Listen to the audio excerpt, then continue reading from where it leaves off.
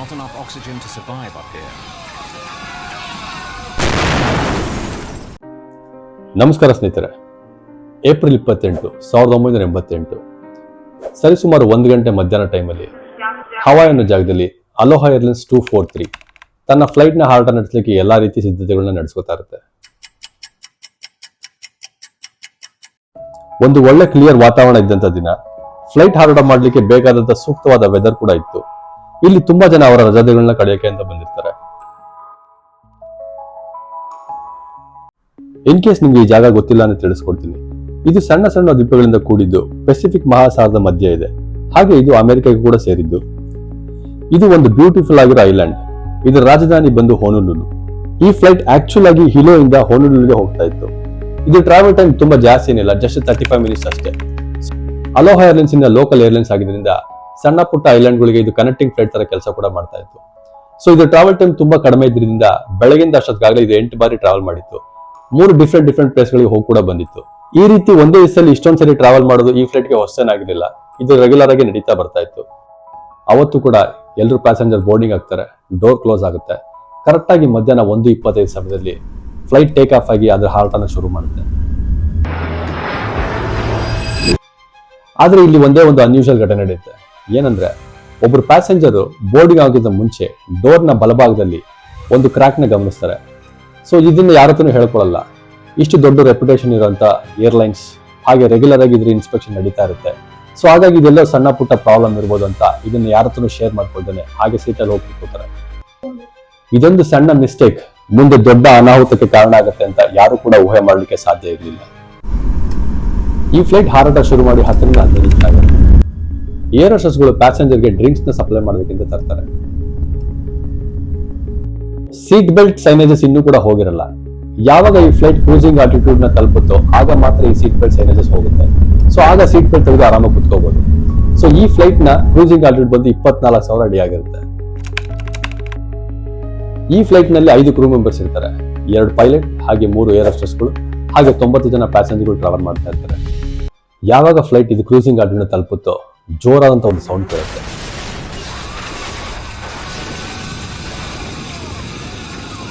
ಈ ಸೌಂಡ್ ನ ಎಲ್ಲಾ ಪ್ಯಾಸೆಂಜರ್ಗಳು ಕೂಡ ಕೇಳಿಸ್ಕೊತಾರೆ. ಸಡನ್ ಆಗಿ ರ್ಯಾಪಿಡ್ ಡಿಕಂಪ್ರೆಷನ್ ಆಗಿ ಶುರುವಾಗುತ್ತೆ. ಉಸಿರಾಡೋಕೆ ತೊಂದರೆ ಆಗುತ್ತೆ. ಅಲ್ಲಿದ್ದಂತ ಎಲ್ಲಾ ವಸ್ತುಗಳು ಅಲ್ಲಿಂದ ಅಲ್ಲಿಗೆ ಚಲ್ಲಾಚಲ್ಲಿ ಆಗ್ತಾ ಹೋಗುತ್ತೆ.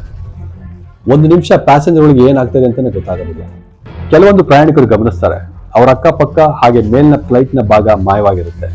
ಕ್ಲಿಯರ್ ಆಗಿ ಆಕಾಶ ಕಾಣ್ತಾ ಇರುತ್ತೆ. ಸ್ನೇಹಿತರೆ, ಕರೆಕ್ಟ್ ಆಗಿ ಹೇಳ್ಬೇಕಂದ್ರೆ ಫ್ಲೈಟ್ ನ ಮುಂಭಾಗ 35 ಸ್ಕ್ವೇರ್ ಮೀಟರ್ ಅಷ್ಟು ಭಾಗ ಗಾಳಿಲಿ ಹಾರಿ ಹೋಗಿರುತ್ತೆ. ನಾರ್ಮಲ್ ಆಗಿ ಫ್ಲೈಟ್ ನ ಕ್ಯಾಬಿನ್ ಒಳಗಡೆ ಆಕ್ಸಿಜನ್ ನ ಪ್ರೆಸರ್ ಮಾಡಿ ಇಟ್ಟಿರ್ತಾರೆ. 24,000 ಅಡಿಯಲ್ಲಿ ನಮ್ಗೆ ಬೇಕಾದಂತ ಆಕ್ಸಿಜನ್ ಸಿಗದೇ ಇರೋ ಕಾರಣಕ್ಕೆ, ಹಾಗೆ ಆ ಅಟ್ಮಾಸ್ಫಿಯರ್ ಪ್ರೆಷರ್ ಅಲ್ಲಿ ಆಕ್ಸಿಜನ್ ತುಂಬಾ ಕಡಿಮೆ ಇರೋದ್ರಿಂದ ಈ ಸಿಸ್ಟಮ್ ನ ಅಡಾಪ್ಟ್ ಮಾಡಿರ್ತಾರೆ.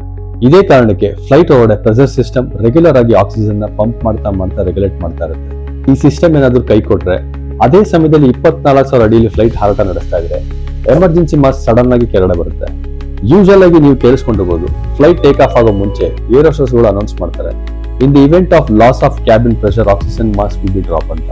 ಈ ಎಮರ್ಜೆನ್ಸಿ ಮಾಸ್ಕ್ ಮ್ಯಾಕ್ಸಿಮಮ್ ಅಂದ್ರೆ ಒಬ್ಬ ಮನುಷ್ಯ 15 ರಿಂದ 20 ನಿಮಿಷಗಳ ಕಾಲ ಉಸಿರಾಡಬಹುದು. ಅಷ್ಟು ಮಾತ್ರ ಕೆಪಾಸಿಟಿ ಇರುತ್ತೆ. ಈ 20 ನಿಮಿಷದಲ್ಲಿ ಪೈಲಟ್ 24,000 ಅಡಿಯಲ್ಲಿ ಇದ್ದಂತ ಫ್ಲೈಟ್ ನ 10,000 ಅಡಿಗೆ ತರಬೇಕಾಗುತ್ತೆ. ಸೊ 10,000 ಅಡಿ ತಂದ ಮೇಲೆ ನಾರ್ಮಲ್ ಆಗಿ ಮನುಷ್ಯ ಉಸಿರಾಟ ಆಡ್ಬೋದು. ನಮ್ಮ ಈ ಸ್ಟೋರಿಲಿ ಫ್ಲೈಟ್ 243 ಎಮರ್ಜೆನ್ಸಿ ಮಾಸ್ಕ್ ಏನೋ ಕೆಳಗಡೆ ಬರುತ್ತೆ, ಬಟ್ ಅದು ಕೆಲಸ ಮಾಡ್ತಾ ಇರಲ್ಲ. ಯಾವಾಗ ಈ ಫ್ಲೈಟ್ ಟಾಪ್ ಕಟ್ ಆಗಿ ಹಾರಿ ಹೋಗಿರುತ್ತೋ ಆಗ್ಲೇ ಈ ಸಿಸ್ಟಮ್ ಕೂಡ ವರ್ಕ್ ಮಾಡೋದನ್ನ ನಿಲ್ಲಿಸ್ಬಿಟ್ಟಿರುತ್ತೆ. ಪ್ಯಾಸೆಂಜರ್ಗೆ ಸಡನ್ ಆಗಿ ಹೈಪಾಕ್ಸಿಯಾ ಭಯ ಶುರುವಾಗುತ್ತೆ. ಹೈಪಾಕ್ಸಿಯಾ ಅಂದ್ರೆ ನಮ್ಮ ಬಾಡಿಗೆ ಬೇಕಾದಂತ ಮಿನಿಮಮ್ ಆಕ್ಸಿಜನ್ ಸಿಗ್ಲಿಲ್ಲ ಅಂದ್ರೆ ತಲೆ ಸುತ್ತ ಬಂದು ಪ್ರಜ್ಞೆ ತಪ್ಪೋದು ಅಥವಾ ಪ್ರಾಣ ಕೂಡ ಹೋಗ್ಬೋದು. ಫ್ರಾಕ್ಷನ್ ಆಫ್ ಸೆಕೆಂಡ್ ಅಲ್ಲಿ ಅಲ್ಲಿದ್ದಂತ ಪ್ರಯಾಣಿಕರಿಗೆ ತಲೆ ಸುತ್ತೋಕೆ ಶುರುವಾಗುತ್ತೆ. ಮ್ಯಾಕ್ಸಿಮಮ್ ಅಂದ್ರೆ 1 ರಿಂದ 2 ನಿಮಿಷದೊಳಗೆ ಅವ್ರ ಪ್ರಜ್ಞೆ ತಪ್ಪಿ ಬೀಳೋ ಚಾನ್ಸಸ್ ಕೂಡ ಇರುತ್ತೆ. ಮಿಶೆಲ್ ಹೋಂಡಾ ಏರ್ ಹೋಸ್ಟೆಸ್ ಈ ಘಟನೆ ನಡೆದಾಗ ರೋ ನಂಬರ್ 15 ಹತ್ರ ಇರ್ತಾರೆ. ಇಂಟರ್ಕಾಮ್ ಇಂದ ಕಾಕ್ಪಿಟ್ ಒಳಗಡೆ ಪೈಲಟ್ ಜೊತೆ ಮಾತಾಡೋಕೆ ಟ್ರೈ ಮಾಡ್ತಾರೆ. ಆದ್ರೆ ಆ ಕಡೆಯಿಂದ ಯಾವ ರಿಪ್ಲೈ ಕೂಡ ಬರಲ್ಲ. 2ನೇ ಏರ್ ಹೋಸ್ಟೆಸ್ CB ಲ್ಯಾನ್ಸಿಂಗ್ ಒಬ್ಬ ಪ್ಯಾಸೆಂಜರ್ಗೆ ರೋ ನಂಬರ್ 5 ಡ್ರಿಂಕ್ ನ ಸರ್ವ್ ಮಾಡ್ತಾ ಇರ್ತಾರೆ.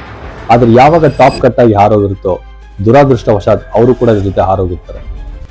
3ನೇ ಏರ್ ಹೋಸ್ಟೆಸ್ ಜೇನ್ ಸೋಟೋ ಈ ಘಟನೆ ನಡೆದಾಗ ರೋ ನಂಬರ್ 2 ಹತ್ರ ಇರ್ತಾರೆ. ಲಗೇಜ್ ಅವ್ರ ಮುಖಕ್ಕೆ ಬಲವಾಗಿ ಹೊಡೆದ್ರಿಂದ ಪ್ರಜ್ಞೆ ತಪ್ಪಿ ಕೆರಡ ಬಿದ್ದಿರ್ತಾರೆ. ಫ್ಲೈಟ್ ಒಳಗಡೆ ಅರ್ಚಾಟ ಕಿರ್ಚಾಟ ತುಂಬಾ ಜಾಸ್ತಿ ಆಗುತ್ತೆ. ಏರ್ ಹೋಸ್ಟೆಸ್ ಮಿಶೆಲ್ ಹೊಂಡಾ ಪದೇ ಪದೇ ಕಾಕ್ಪಿಟ್ ಅಲ್ಲಿ ಪೈಲಟ್ ಜೊತೆ ಮಾತಾಡಕ್ಕೆ ಟ್ರೈ ಮಾಡ್ತಾರೆ, ಬಟ್ ಅಲ್ಲಿಂದ ಯಾವುದೇ ಆನ್ಸರ್ ಕೂಡ ಬರಲ್ಲ. ಸೊ ಒಬ್ಬೊಬ್ಬರೇ ಪ್ಯಾಸೆಂಜರ್ ಹತ್ರ ಹೋಗಿ ನಿಮ್ಗೆ ಫ್ಲೈಟ್ ಓಡಿಸೋಕೆ ಬರುತ್ತಾ ಅಂತ ಕೇಳ್ತಾರೆ. ಇದನ್ನ ಕೇಳಿಸ್ಕೊಂಡಂತ ಪ್ಯಾಸೆಂಜರ್ಗಳು ಏನಪ್ಪಾ ಫ್ಲೈಟ್ನು ಕೂಡ ನಮ್ಗೆ ಓಡಿಸಕ್ ಬರುತ್ತಾ ಅಂತ ಕೇಳ್ತಾ ಇದ್ದಾರೆ. ಖಂಡಿತವಾಗ್ಲೂ ಪೈಲಟ್ಗೆ ಏನೋ ಆಗಿದೆ, ಈ ಫ್ಲೈಟ್ ಖಂಡಿತವಾಗ್ಲೂ ಕ್ರಾಶ್ ಆಗುತ್ತೆ ಅಂತ ತುಂಬಾ ಭಯಭೀತಿಗೊಳ್ತಾರೆ. ಹಾಗೆ ಕೆಳಗಡೆ ಕೂತ್ಕೊಂಡು ಅಕ್ಕಪಕ್ಕ ಸಪೋರ್ಟ್ ತಗೊಂಡು ಕಾಕ್ಪಿಟ್ ಹತ್ರ ಬರ್ತಾಳೆ. ಅಲ್ಲಿ ಅವ್ರಿಗೆ ಜೇಮ್ಸ್ ಆಟೋ ಪೆಟ್ಟಾಗಿ ರಕ್ತದ ಮಡ್ಲಲ್ಲಿ ಜ್ಞಾನ ತಪ್ಪಿ ಬಿದ್ದಿರೋದನ್ನ ಗಮನಿಸ್ತಾಳೆ. ಹಾಗೂ ಈಗ ಕಾಕ್ಪಿಟ್ ಒಳಗಡೆ ಪೈಲಟ್ ನ ನೋಡೋಕೆ ಟ್ರೈ ಮಾಡ್ತಾಳೆ, ಬಟ್ ಆ ಜಾಗ ಕಂಪ್ಲೀಟ್ ಆಗಿ ಮುಚ್ಚೋಗಿರುತ್ತೆ. ಕೇವಲ ಕೆಲವೇ ಸೆಕೆಂಡ್ಗಳು ಮಾತ್ರ ಉಳಿದಿರುತ್ತೆ ಪ್ಯಾಸೆಂಜರ್ಗಳು ಪ್ರಜ್ಞೆ ತಪ್ಪಿ ಬೀಳೋದಕ್ಕೆ. ಹಾಗೆ ಅವ್ರ ಸಾವು ಕೂಡ ಕಟ್ಟಿಟ್ಟು ಬುತ್ತಿಯಾಗಿರುತ್ತೆ. ಈ ಹೈಪಾಕ್ಸಿಯಾದ ಭಯದ ಮಧ್ಯೆ ಅಲ್ಲಿ ಸುಮಾರು 500 km/h ಸ್ಪೀಡ್ ನಲ್ಲಿ ಜೋರಾಗಿ ಗಾಳಿ ಮುಖ ಹೊಡಿತಾ ಇರುತ್ತೆ. ಸೊ ಈ ಸ್ಪೀಡ್ ಅಲ್ಲಿ ಅಲ್ಲಿರೋರಿಗೆ ಕಣ್ಗಳು ಕೂಡ ಓಪನ್ ಮಾಡಕ್ ಆಗ್ತಾರಲ್ಲ. ಅಲ್ಲದೆ ಅಲ್ಲಿ ಟೆಂಪರೇಚರ್ -45 ಡಿಗ್ರಿ ಇರುತ್ತೆ. ಸೊ ಈ -45 ಡಿಗ್ರಿಯಲ್ಲಿ ಮನುಷ್ಯ ಜೀವಂತವಾಗಿರ್ಬೇಕು ಅಂದ್ರೆ ತುಂಬಾನೇ ಕಷ್ಟ ಇರುತ್ತೆ. ಈ ಹವಾಯಿನ ಟೂರಿಸ್ಟ್ ಪ್ಲೇಸ್ ಅಲ್ಲಿ ನಾರ್ಮಲ್ ವೆದರ್ ಇರುತ್ತೆ, ಯಾವತ್ತೂ ಕೂಡ ಸ್ನೋಫಾಲ್ ಆಗಿರಲ್ಲ. ಸೊ ಯೂಶುವಲ್ ಆಗಿ ಇಲ್ಲಿನ ಜನ ಈ ಟೆಂಪರೇಚರ್ಗೆ ಸೆಟ್ ಆಗಿರ್ತಾರೆ. ಸೊ ಸಡನ್ ಆಗಿ -45 ಡಿಗ್ರಿ ಟೆಂಪರೇಚರ್ ನ ಫೇಸ್ ಮಾಡಕ್ಕೆ ಯಾರು ಕೂಡ ರೆಡಿ ಇರಲ್ಲ. ಈ ಪರಿಸ್ಥಿತಿಯಲ್ಲಿ ಏರ್ ಹೋಸ್ಟೆಸ್ ಮಿಶೆಲ್ ಹೊಂಡಾ ತಕ್ಕ ಮಟ್ಟ ಪರಿಸ್ಥಿತಿ ಇರ್ತಾರೆ. ಇವರು ಪದೇ ಪದೇ ಕಾಕ್ಪಿಟ್ ಅಲ್ಲಿ ಇಂಟರ್ಕಾಮ್ ಮೂಲಕ ಪೈಲಟ್ ಜೊತೆ ಮಾತಾಡ್ಲಿಕ್ಕೆ ಟ್ರೈ ಮಾಡ್ತಾನೆ ಇರ್ತಾರೆ, ಬಟ್ ಈಗಲೂ ಕೂಡ ಅಲ್ಲಿಂದ ಯಾವುದೇ ಆನ್ಸರ್ ಬರಲ್ಲ. ಈ ಕೆಟ್ಟ ಪರಿಸ್ಥಿತಿಯಲ್ಲಿ ಒಂದು ಒಳ್ಳೆ ಸುದ್ದಿ ಏನಪ್ಪಾ ಅಂದ್ರೆ ಇಬ್ರು ಪೈಲಟ್ಗಳು ಜೀವಂತವಾಗಿರ್ತಾರೆ. ಸೊ ಬೇರೆ ಪ್ಯಾಸೆಂಜರ್ಗಳಿಗೆ ಕಂಪೇರ್ ಮಾಡ್ಕೊಂಡ್ರೆ ಇವರ ಪರಿಸ್ಥಿತಿ ಚೆನ್ನಾಗೇ ಇರುತ್ತೆ. ಅದೃಷ್ಟವಶಾತ್ ಇವರು ಆಕ್ಸಿಜನ್ ಮಾಸ್ಕ್ ಕೂಡ ಕೆಲಸ ಮಾಡ್ತಾ ಇರುತ್ತೆ. ಈ ಫ್ಲೈಟ್ ಓಡಿಸ್ತಾ ಇರೋದು 44 ವರ್ಷದ ಕ್ಯಾಪ್ಟನ್ ಪೈಲಟ್ ರಾಬರ್ಟ್. ಒಳ್ಳೆ ಎಕ್ಸ್ಪೀರಿಯನ್ಸ್ ಇರೋ ಪೈಲಟ್. ಇವರು ಅಲೋಹಾ ಏರ್ಲೈನ್ಸ್ ನಲ್ಲಿ 11 ವರ್ಷದಿಂದ ಕೆಲಸ ಮಾಡ್ತಾ ಇರ್ತಾರೆ. ಇವ್ರ ಜೊತೆ ಪಕ್ಕದಲ್ಲಿ 36 ವರ್ಷದ ಮಿಮಿ ಟಾಮ್ಕಿನ್ಸ್ ಫಸ್ಟ್ ಆಫೀಸರ್ ಆಗಿ ಕೆಲಸ ಮಾಡ್ತಾ ಇರ್ತಾರೆ. ಯಾವಾಗ ಈ ಘಟನೆ ನಡೆಯುತ್ತೋ ಎಲ್ಲರೂ ಕೂಡ ಶಾಕ್ಗೆ ಒಳಗಾಗಿರ್ತಾರೆ. ಪೈಲಟ್ ಹಿಂದೆ ತಿರುಗಿ ನೋಡಿದಾಗ ಕಾಕ್ಪಿಟ್ ನ ಡೋರ್ ಮಿಸ್ ಆಗಿರುತ್ತೆ. ಇಷ್ಟೊಂದು ಕೂಗಾಟ ಅರ್ಚಾಟಗಳ ಮಧ್ಯೆ ಎರಡನೇ ಯೋಚನೆ ಮಾಡ್ದೇನೆ ಅವ್ರ ಕೆಲಸದ ಕಡೆ ಗಮನ ಕೊಡ್ತಾರೆ. ಫಸ್ಟ್ ಆಕ್ಸಿಜನ್ ಮಾಸ್ಕ್ ನ ಹಾಕೊಂಡು ಅವ್ರು ಸೇಫ್ ಮಾಡ್ಕೊತಾರೆ. ಆಗಿರೋ ಸಿಚುವೇಶನ್ ಅನಲೈಸ್ ಮಾಡಿಕೊಂಡು ಇಮಿಡಿಯೇಟ್ ಆಗಿ ಎಮರ್ಜೆನ್ಸಿ ಲ್ಯಾಂಡಿಂಗ್ ಮಾಡಬೇಕು ಅನ್ನೋ ನಿರ್ಧಾರ ಕೈಗೊಳ್ತಾರೆ. ಈ ಫ್ಲೈಟ್ ನ 500 km/h ಸ್ಪೀಡ್ ನಲ್ಲಿ ಸುಮಾರು 4100 ಅಡಿ ಲೆಕ್ಕದಲ್ಲಿ ಈ ಫ್ಲೈಟ್ ನ ನಿಧಾನಕ್ಕೆ ಕೆಳಗೆ ಇಳಿಸ್ತಾ ಹೋಗ್ತಾರೆ. ಈ ರೀತಿ ಇಳಿಸೋದ್ರಿಂದ ಸೇಫ್ ಆಗುತ್ತಾ? ಮುಂದೆ ಇನ್ನೊಂದು ಸಮಸ್ಯೆ ಕಾಡಿತ್ತು ಇವ್ರಿಗೆ. ಏನಂದ್ರೆ ಫ್ಲೈಟ್ ನ ಕಾಕ್ಟೈಲ್ ಭಾಗ ಸುಮಾರು 1 ಮೀಟರ್ ಅಷ್ಟು ಬೆಂಡ್ ಆಗಿರುತ್ತೆ, ಅಂದ್ರೆ ವಾಲ್ಕೊಂಡಿರುತ್ತೆ. ಸೊ ಬಾಟಮ್ ಸ್ಟ್ರಕ್ಚರ್ ಇಂದ ಕಾಕ್ಟೈಲ್ ಭಾಗ ಹಾಗೆ ಕ್ಯಾಬಿನ್ ಭಾಗನ ಹೋಲ್ಡ್ ಮಾಡಿ ಇಟ್ಕೊಂಡಿರುತ್ತೆ. ಸೊ ಇದೇ ರೀತಿ ಇನ್ನ ಸ್ವಲ್ಪ ಹೊತ್ತು ಹಾರಾಟ ನಡೆಸಿದ್ರೆ ಕಾಕ್ಟೈಲ್ ಭಾಗ ಹಾಗೆ ಕ್ಯಾಬಿನ್ ಭಾಗ ಕಟ್ ಆಗಿ ಸಪರೇಟ್ ಆಗೋ ಚಾನ್ಸಸ್ ಕೂಡ ಇರ್ತಾ ಇತ್ತು. Pilot Mimi Tompkins Honolulu ಏರ್ಪೋರ್ಟ್ಗೆ contact ಮಾಡಿ ಇಲ್ಲಿ ನಡೆದಿರುವಂತಹ ಘಟನೆ ಬಗ್ಗೆ ವಿವರಿಸ್ತಾರೆ. ಸೊ ಅಲ್ಲಿಂದ ಅವರು ಹೊನೊಲುಲು ಡಿಸ್ಟೆನ್ಸ್ ತುಂಬಾ ದೂರ ಆಗುತ್ತೆ. ಸೊ ಅಲ್ಲೇ ಹತ್ತಿರದಲ್ಲಿರೋ ಮಾವಿ ಏರ್ಪೋರ್ಟ್ಗೆ ನೀವು ಎಮರ್ಜೆನ್ಸಿ ಲ್ಯಾಂಡಿಂಗ್ ಮಾಡಿ ಅಂತ ಸಲಹೆನ ಕೊಡ್ತಾರೆ. ಮಧ್ಯಾಹ್ನ 1:48ಕ್ಕೆ ಮಾವಿ ಏರ್ಪೋರ್ಟ್ಗೆ ಕಮ್ಯುನಿಕೇಟ್ ಮಾಡಿ ಅಲ್ಲಿ ನಡೆದಿರ್ತಕ್ಕಂಥ ಅನಾಹುತ ಬಗ್ಗೆ ವಿವರಿಸ್ತಾರೆ. ಈ ಘಟನೆ ನಡೆದು 2 ರಿಂದ 3 ನಿಮಿಷ ಆಗಿರುತ್ತೆ.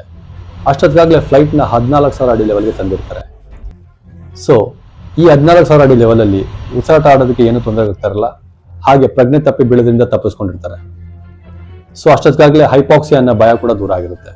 ಮಿಮಿ ಟಾಮ್ಕಿನ್ಸ್ ಮಾವಿ ಏರ್ಪೋರ್ಟ್ಗೆ ಇನ್ಫಾರ್ಮ್ ಮಾಡಿ ಎಲ್ಲ ಎಮರ್ಜೆನ್ಸಿ ಸರ್ವಿಸ್ನ ರೆಡಿ ಮಾಡಿ ಇಟ್ಕೊಳ್ಳಿ, ಯಾವಾಗ ಏನ್ ಬೇಕಾದ್ರೂ ಆಗ್ಬೋದು ಅಂತ ಇನ್ಫಾರ್ಮ್ ಮಾಡ್ತಾರೆ.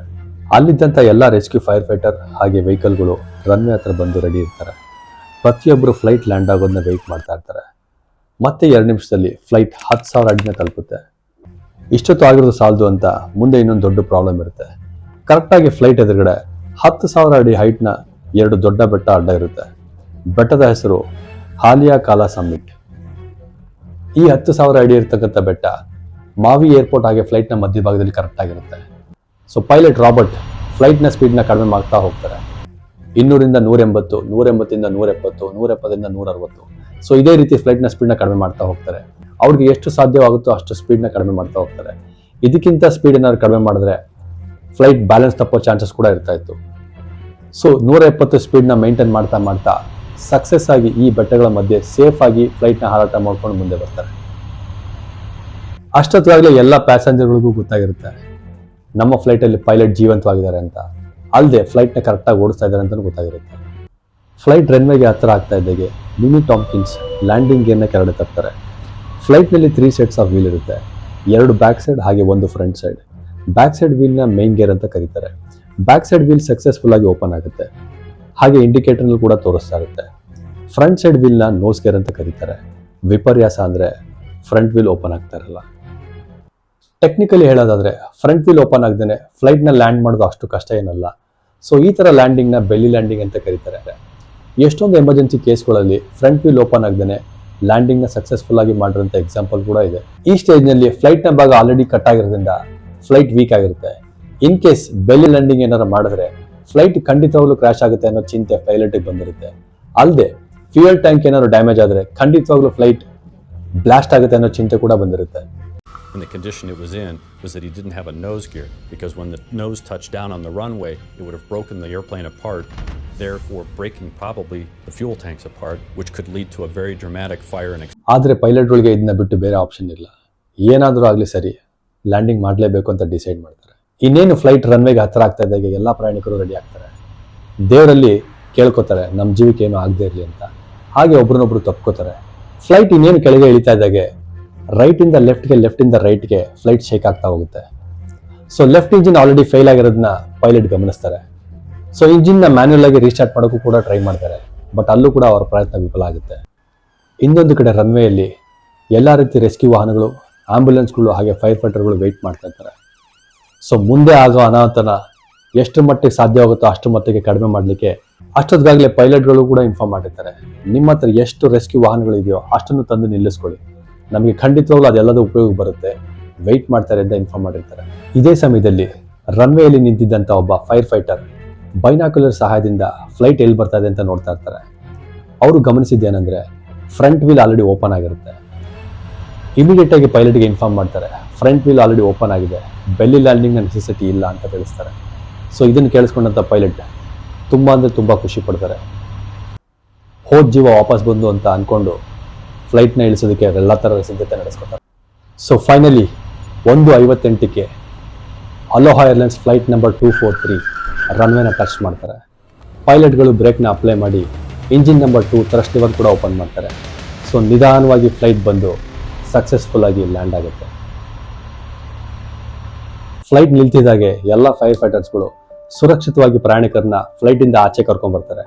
ಹಾಗೆ ಎಮರ್ಜೆನ್ಸಿ ಡೋರ್ ಮುಖಾಂತರ ಕೂಡ ಸ್ಲೈಡ್ ಮಾಡಿಕೊಂಡು ಪ್ರಯಾಣಿಕರು ಆಚೆ ಬರ್ತಾರೆ. ಅವತ್ತು ಆ ಘಟನೆ ನಡೆದಾಗ ಪ್ರತ್ಯಕ್ಷವಾಗಿ ವಿಡಿಯೋ ಮಾಡಿದಂತ ಕೆಲವೊಂದು ವಿಡಿಯೋ ಕ್ಲಿಪ್ನ ನೀವೀಗ ಸ್ಕ್ರೀನ್ ಮೇಲೆ ನೋಡ್ತಾ ಇದ್ದೀರಾ.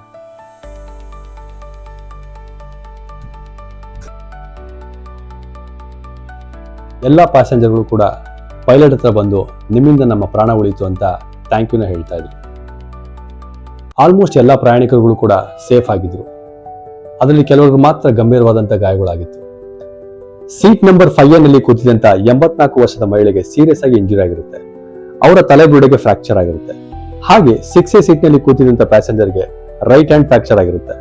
ಹಾಗೆ 4A 4F ನಲ್ಲಿ ಕೂತಿದ್ದಂಥ ಪ್ರಯಾಣಿಕರಿಗೆ ಎಲ್ಲರಿಗೂ ಕೂಡ ಗಂಭೀರವಾಗಿ ಗಾಯಗಳಾಗಿರುತ್ತೆ. ರೋ ನಂಬರ್ 4, 5, 6, 7 ನಲ್ಲಿ ಇದ್ದಂಥ ಎಲ್ಲಾ ಪ್ಯಾಸೆಂಜರ್ ಕೂಡ ಆಲ್ಮೋಸ್ಟ್ ಇಂಜೂರ್ಡ್ ಆಗಿರ್ತಾರೆ. ಏನಕ್ಕೆ ಅಂದ್ರೆ ಇದೇ ಜಾಗದಲ್ಲಿ ಫ್ಲೈಟ್ ನ ಭಾಗ ಕಟ್ಟಾಗಿ ಹಾರಿ ಹೋಗಿರುತ್ತೆ. ಸೀಟ್ ನಂಬರ್ 8 ರಿಂದ 21 ಕೂತಿದ್ದಂತ ಎಲ್ಲಾ ಪ್ರಯಾಣಿಕರಿಗೂ ಕೂಡ ಸಣ್ಣ ಪುಟ್ಟ ಗಾಯಗಳಾಗಿರುತ್ತೆ. ಹಾಗೆ 21 ಪ್ರಯಾಣಿಕರಿಗೆ ಏನೂ ಆಗದೇನೆ ಸೇಫ್ ಆಗಿರ್ತಾರೆ. ಏರ್ ಹೋಸ್ಟೆಸ್ ಮಿಷನ್ ಹೊಂಡ ಒಬ್ರು ಮಾತ್ರ ಸುರಕ್ಷಿತವಾಗಿರ್ತಾರೆ. ಫ್ಲೈಟ್ ಲ್ಯಾಂಡ್ ಆಗ್ತಿದ್ದಾಗೆ ಎಲ್ಲಾ ಪ್ಯಾಸೆಂಜರ್ನ ಹೆಡ್ ಕೌಂಟ್ ಮಾಡಕ್ ಶುರು ಮಾಡ್ತಾರೆ. ಇದರಿಂದ ಎಷ್ಟು ಜನ ಮಿಸ್ ಆಗಿದ್ದಾರೆ, ಎಷ್ಟು ಜನ ಉಳ್ಕೊಂಡಿದ್ದಾರೆ ಅಂತ ತಿಳ್ಕೊಳ್ಳೋದಕ್ಕೋಸ್ಕರ. ಆಶ್ಚರ್ಯ ಏನಪ್ಪಾ ಅಂದ್ರೆ ಎಲ್ಲಾ ಪ್ಯಾಸೆಂಜರ್ಗಳು ಕೂಡ ಸುರಕ್ಷಿತವಾಗಿರ್ತಾರೆ, ದುರಾದೃಷ್ಟವಶಾತ್ ಒಬ್ಬರನ್ನ ಬಿಟ್ಟು. 58 ವರ್ಷದ ಏರ್ ಹೋಸ್ಟೆಸ್ CB ಲ್ಯಾನ್ಸಿಂಗ್ ಒಬ್ಬರು ಮಾತ್ರ ಮಿಸ್ ಆಗಿರ್ತಾರೆ. ಇವ್ರ ಬಾಡಿನ ಹುಡುಕಕ್ಕೆ ತುಂಬಾ ಪ್ರಯತ್ನ ಪಡ್ತಾರೆ. ಬಟ್ ಫೈನಲ್ ಆಗಿ ಇವ್ರ ಬಾಡಿ ಸಮುದ್ರ ಮಧ್ಯೆ ಬಿದ್ದು ಮಿಸ್ ಆಗಿದೆ ಅಂತ ಕನ್ಕ್ಲೂಷನ್ ಬರ್ತಾರೆ.